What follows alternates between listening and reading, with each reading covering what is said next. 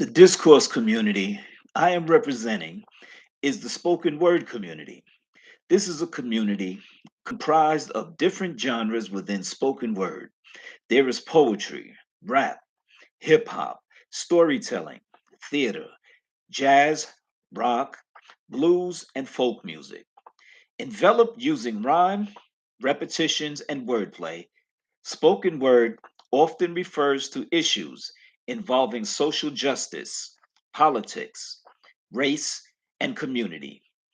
The main issue that plagues this discourse community is the misrepresentation of spoken words, also known as biting. Biting is the blatant misrepresentation of reciting someone else's written or verbal content and trying to pass it off as their own. Many pioneers of the hip hop genre of spoken word have outwardly voiced displeasure with this cowardly practice of biting. As explained in an interview, Grandmaster Caz, one of the founding pioneers of the group, the Cold Crush Brothers, explains exactly how the act of biting turned around and bit him as we listen to an interview with Grandmaster Caz on YouTube, December 2nd, 2020, with Lifestyle Series. What's the Get Down? But it did. So it's hearing your rhyme on the radio and have it perpetuate through history. What what was it like first hearing your rhyme on the radio? We're talking about Hank. You know, it was crazy. It was crazy, man, because other people heard it before I did it. The people were running up to me in the street. Yo, we heard your record on the radio. You made a record. I'm like, I ain't make no record. What you talking about? And like, yes, you did, yo. I heard your name and that Superman rhyme you be saying. I be like, nah, that's not me. That's Hank. He's like, Hank? Hank don't rhyme. I say, I know. So then you make a phone call. I make a phone call. No, I knew what it was. I knew what it was, but I didn't know it was gonna be. I didn't know it was gonna come out. I didn't know it was gonna be on the radio. I didn't know. You know what I mean? No MC had made a record. All right, so Lizzie B didn't have a record. Belly Bell didn't have a record. Nobody had a record. Why would I think that Hank was gonna make a record and it was gonna come out? Wow. Now I turn to an interview involving myself and Adrian Harris, another founding pioneer of the Cold Crush Brothers, whom I personally interviewed on March 26th in Massachusetts. He explains his displeasure by many of the participants of this community. So I pose the question as to his personal feelings of when he first heard the song Rapper's Delight by the Sugar Hill Gang. And his direct response was he hated it. It was a direct takeoff from another founding pioneer who entrusted his vocal content with one of the members of the Sugar Hill Gang named Big Hank.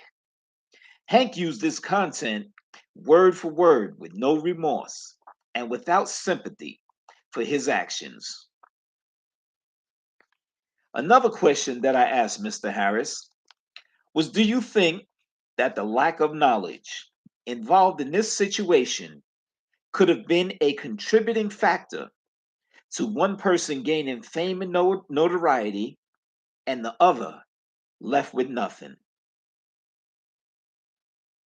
And to this, Mr. Harris replied, 40 years ago, we didn't know where this thing was going to head. As we can see, it is now a $1 billion industry. We was just out there, just having fun, being happy, and just performing. So, yes, the lack of knowledge was definitely an injustice. So, now let me take this time to let you listen to the actual content that is in question. Come on and sing that song. Check it out. I'm the CAH and the OVA and the rest is FLY. You see, I go by the code of the doctor of the mix. These reasons I'll tell you why. You see, I'm 6'1" and I'm tons of fun, and I guess to a T. You see, I got more clothes than Muhammad Ali, and I dress so viciously. I got bodyguards, I got two big cars, the deputies in the west. I got a Lincoln Continental, man, a some blue Cadillac. So after school, I take a dip in the pool, which is really on the wall. I got a color TV so I can see the Knicks play basketball. Him and talk on my checkbook, then they cost more money. I've been a sucker, can never spend. But I wouldn't give a sucker ball pump. Look out, not a dime till I made it again. Everybody go, what you gonna do today? So gonna get a fly girl, gonna get some spank and drive off in a death OJ. Everybody go,